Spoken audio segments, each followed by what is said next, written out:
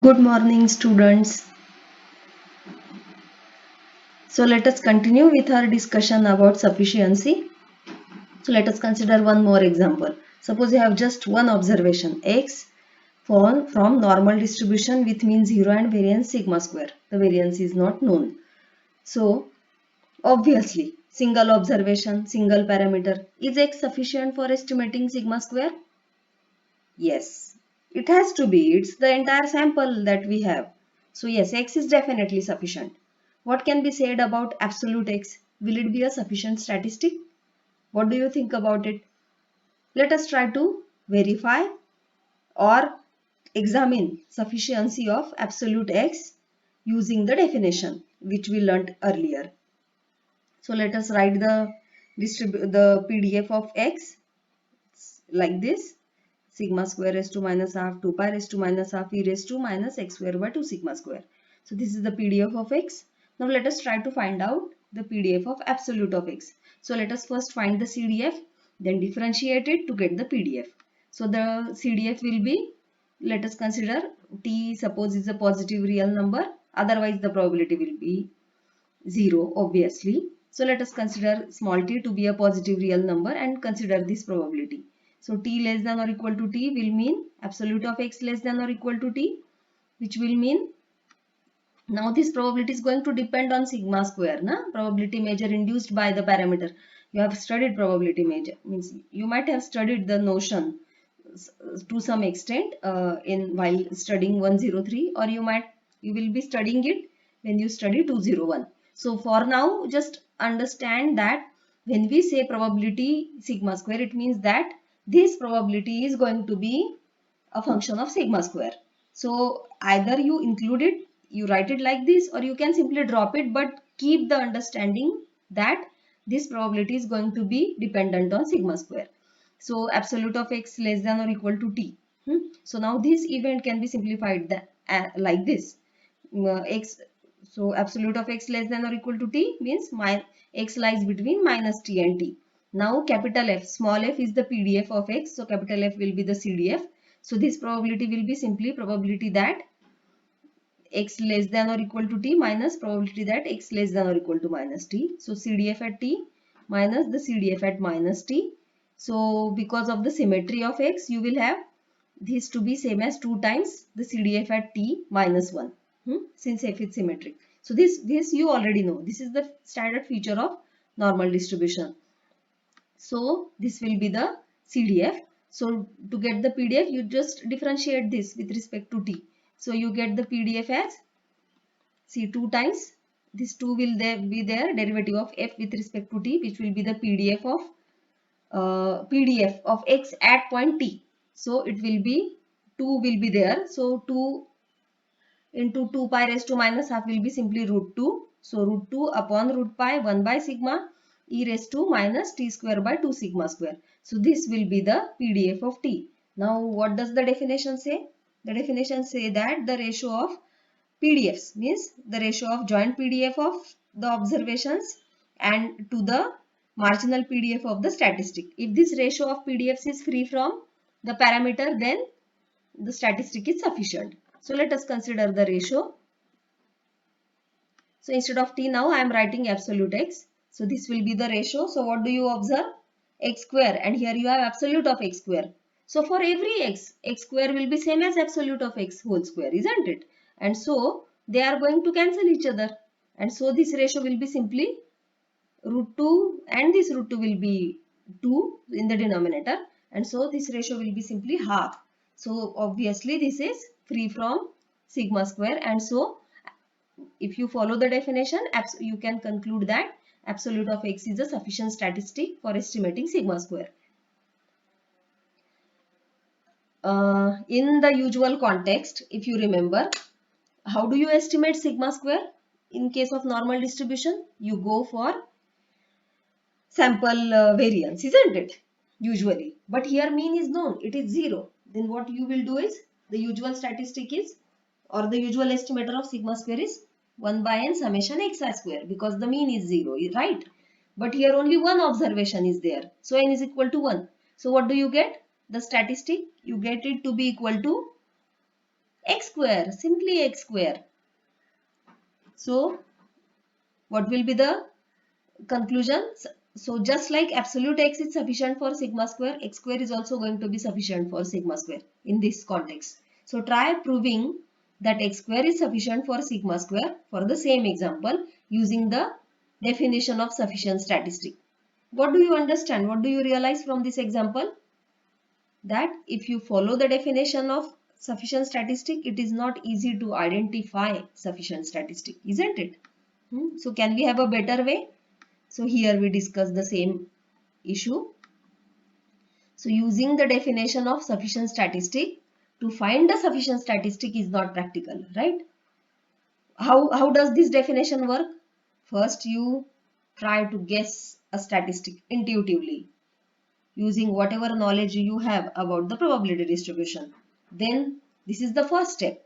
Then the second step is get the marginal distribution of that statistic. Then work out the ratio and then simplify the ratio of the PDFs and then see whether the ratio is free from the parameter or not. Right? This is how the procedure works. So the first step itself is going to be troublesome, isn't it? Every time you have to guess whether a statistic is sufficient or not. So this procedure doesn't provide you any way to identify sufficient statistic. It just tells you a way to verify whether a given statistic is sufficient or not. So the factorization theorem by Neyman gives a solution to this issue, a better solution actually. So let us consider the factorization theorem.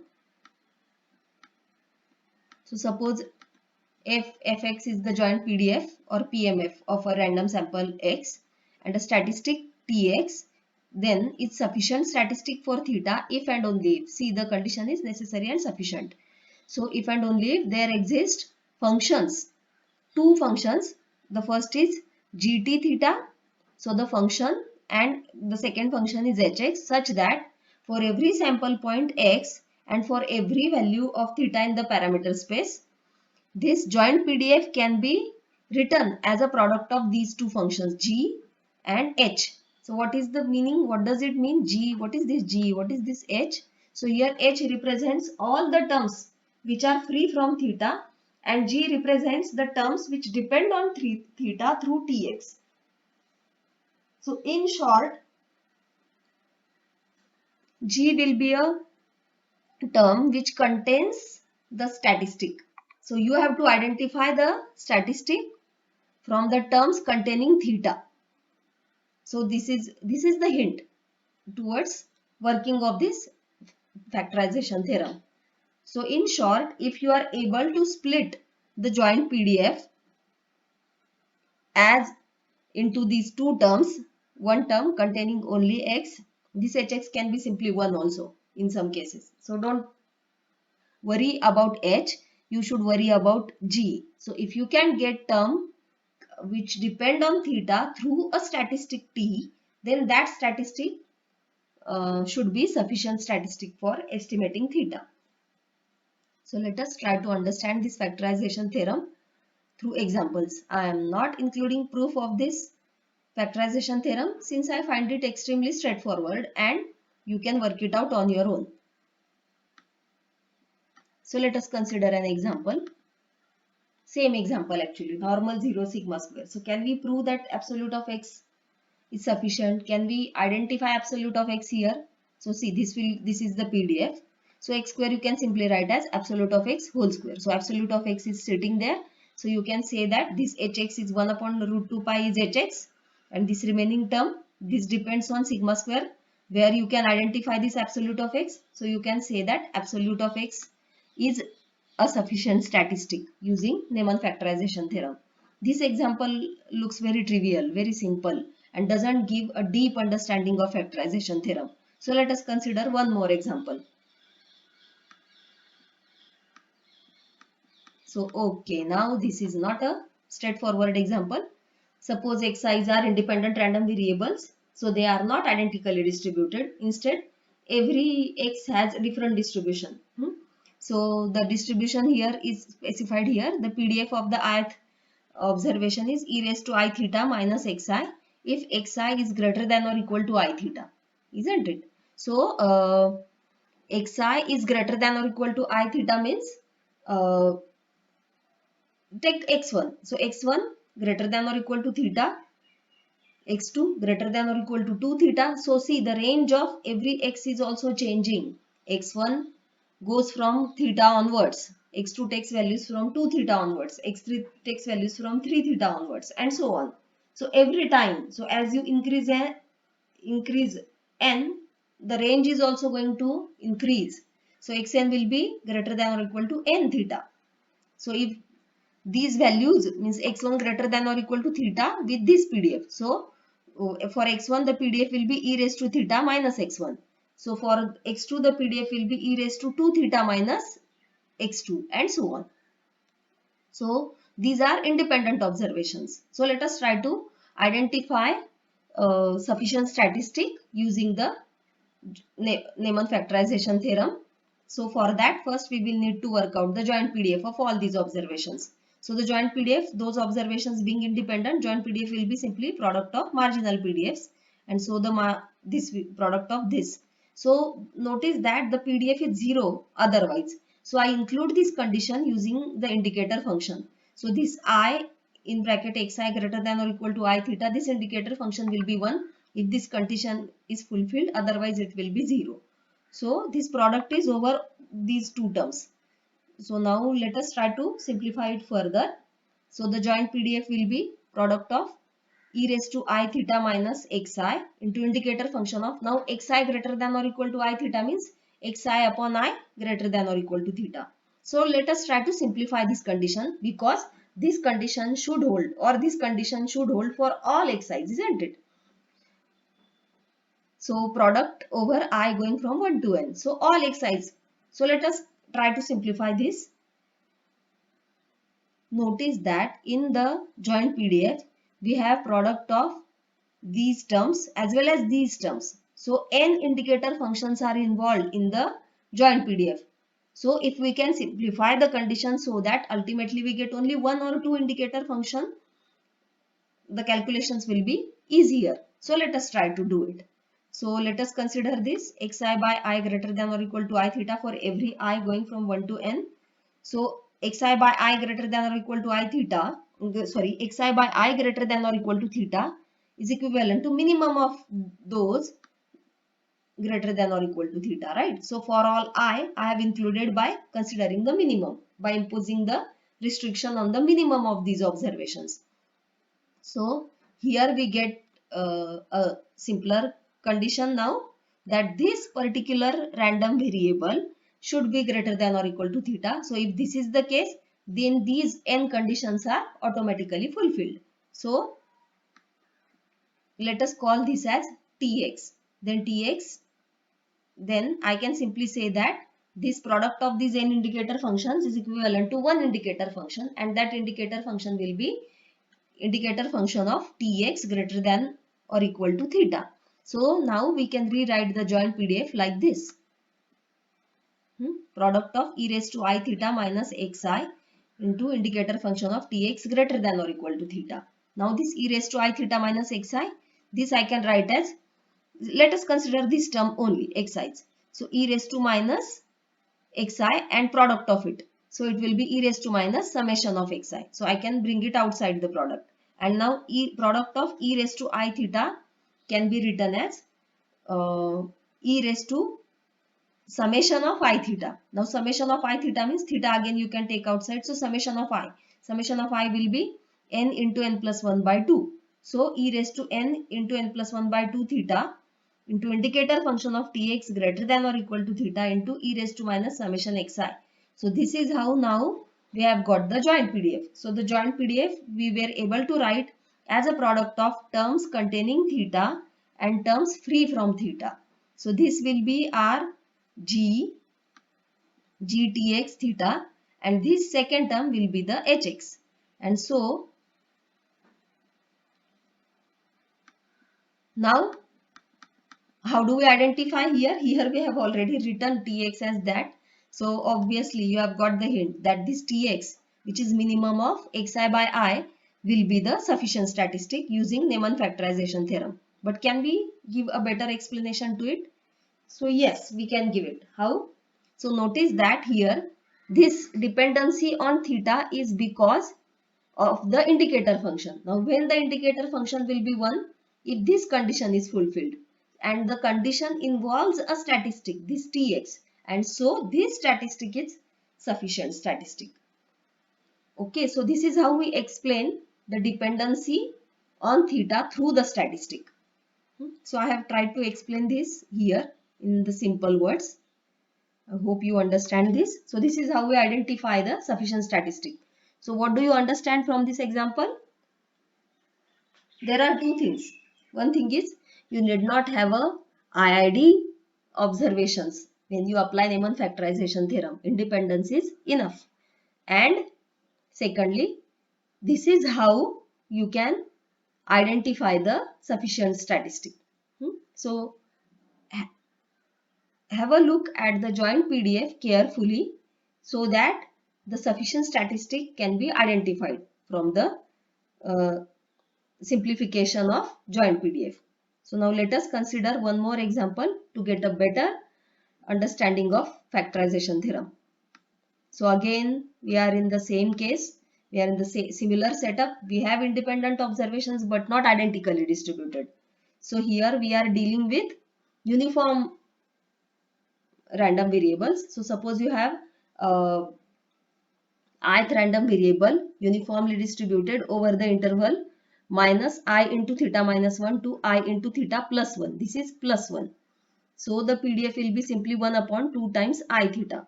So see again the range is changing for every observation. So x1 will be minus theta minus 1 to theta plus 1. x2 will be minus 2 times theta minus 1 to 2 times theta plus 1 and so on. So the range is becoming wider and wider.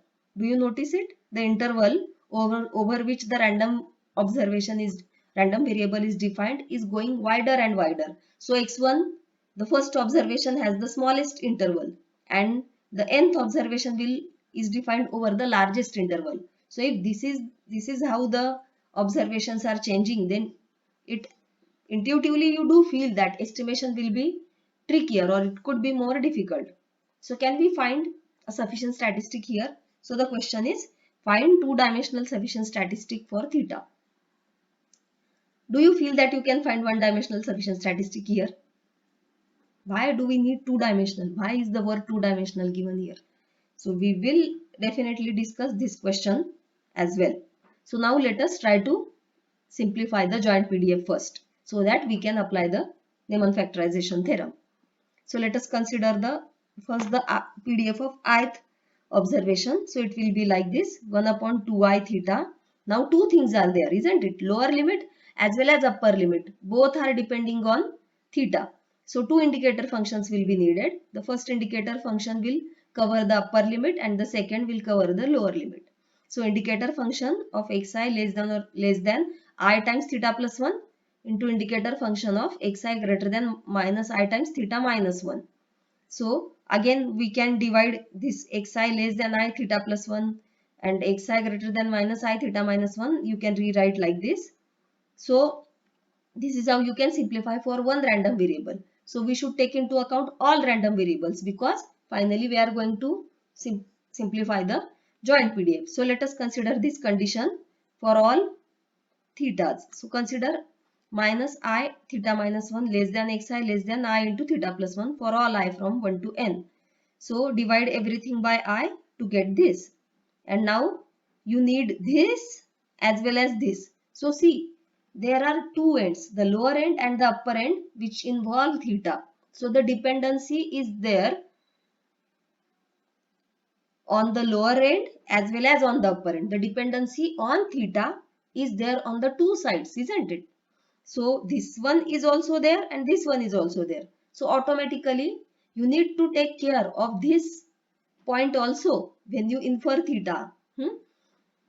Right, and you need to take care of this point as well.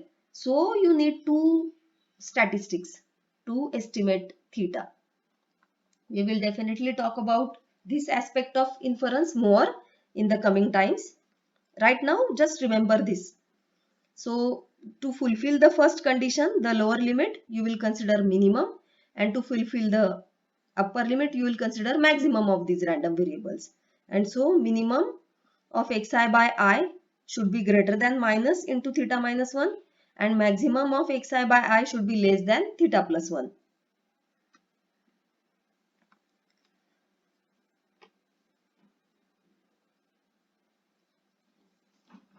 So let us call this as the first statistic T1, minimum of xi by I, and T2 is maximum of xi by I. So T1, T2, so I can write this as indicator function of T1 greater than minus into theta minus 1 and T2 greater than, sorry, T2 less than theta plus 1. So the entire joint PDF can be rewritten like this. So this 1 upon 2 theta raised to n will be there, and product of 1 upon I will be there, and these two indicator functions will be there. So see, so this is how finally the joint PDF is written. So here the dependency, this is the term which is free from theta. So you can simply call this as H, and these are the terms which depend on theta through these two statistics T1 and T2. So you can say that you have a vector valued statistic T1x and T2x, a two-dimensional random vector where the first element is T1x and the second element is T2x. This is a sufficient statistic for theta if you follow Nemon's factorization theorem. So I hope that you understood factorization theorem and you understood the examples as well. More on this will be discussed in the tutorial session. What will be the tutorial session? We have already discussed in the WhatsApp group. So let us stop here. In the next lecture, we will talk about minimal sufficiency.